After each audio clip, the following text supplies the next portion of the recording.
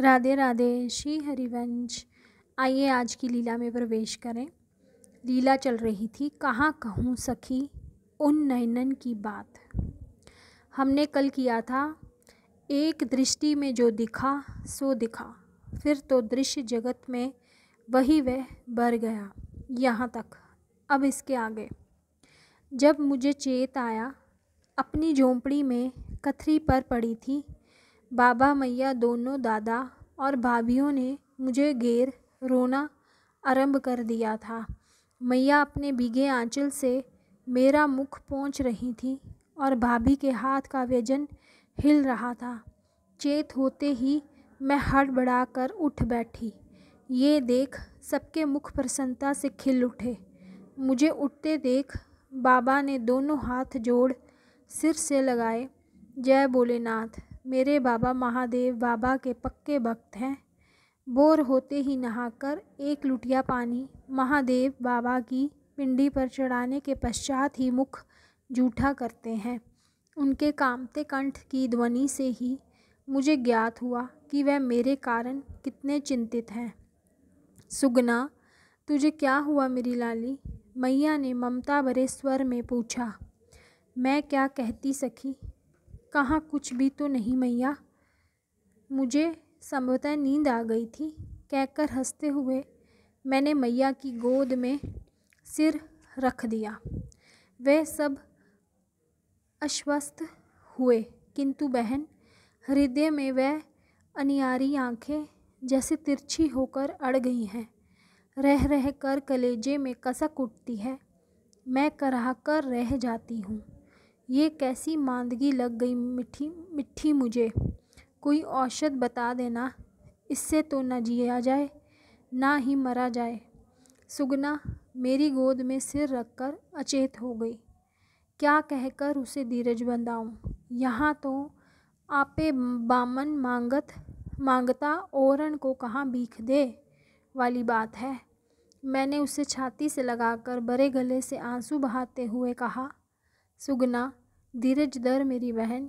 जो तेरी दशा है वह मेरी भी है, किंतु हम क्या करें। हमारी पीड़ा की औषध कहीं नहीं है।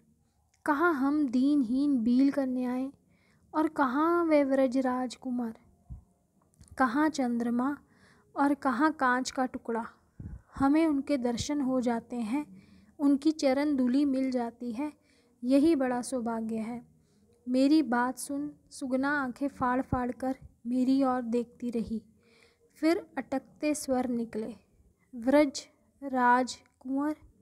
हाँ बहन, मैं उनके भवन में फल लेकर गई थी।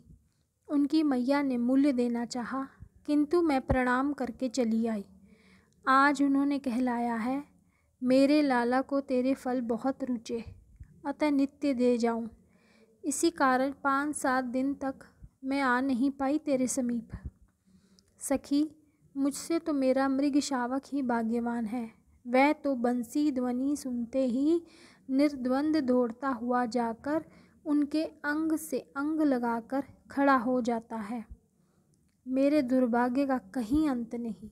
बाबा मैया मुझे देख देख कर चिंता में घुले जाते हैं सो अलग।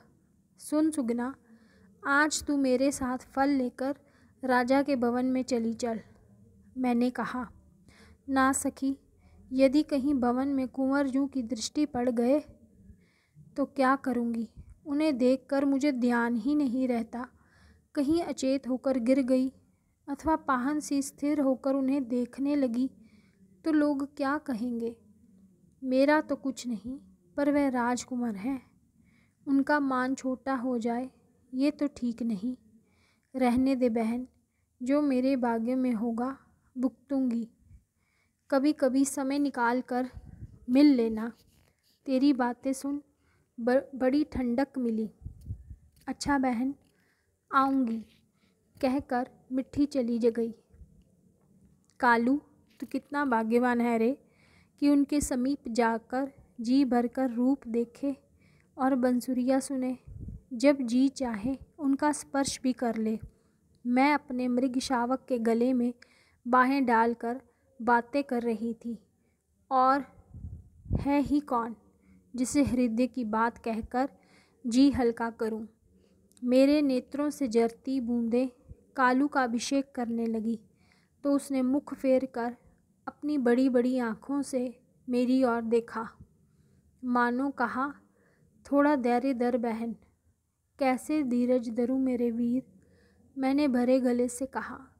मानुष जन्म पाकर मैंने क्या पाया, मुझसे तो तू पशु भला है। मैं क्या करूं कालू, कैसे ये मन की पीर मिटे। मिट्टी मुझे उनके भवन में चलने को कहती थी, किंतु ये कैसे बने। मेरे पैर तो उन्हें देखते ही ढीले पड़ने लगते हैं, दृष्टि धुंधला जाती है, तन मन की सुधि ही नहीं रहती। ऐसे में वहाँ जाकर क्या होना। वह राजा का महल है, वहाँ तो बहुत लोग होंगे। मेरे मुख से कुछ निकल गया तो सब हंसेंगे ही ना। मुझे हंसे तो कोई बात नहीं, किंतु कालू उन्हें कोई हंसा तो कैसे सहा जाएगा मुझसे। ना भैया ना, मैं यहीं बली। अच्छा कालू, तू तो अनेक बार उनके पास हो आया है, बता तो उनकी देह गंध कैसी है, उनका स्वभाव कैसा है और कैसी है उनकी बोलनी चलनी। क्या उन्हें ज्ञात है अभागिनी सुगना को ऐसा रोग लगा है जिसकी औषधि या तो वे स्वयं है अथवा फिर मृत्यु ही इसे शांत कर सकेगी। हाँ रे कालू, बिना ही काजल काली उन अखियों की वह अनोखी चितवन, उन आँखों की वह टेढ़ी बरौनियाँ, वह तीखे लाल कोए तूने देखे हैं। कैसी नुकीली हैं वह आँखें। एक बार हृदय में कटारी सी उतर जाए तो जैसे निकलना जानती ही नहीं, भीतर ही भीतर कसकती रहती हैं। रातें डोरों से सजी उन काली भंवर आँखों को देखा है तूने, पर नहीं।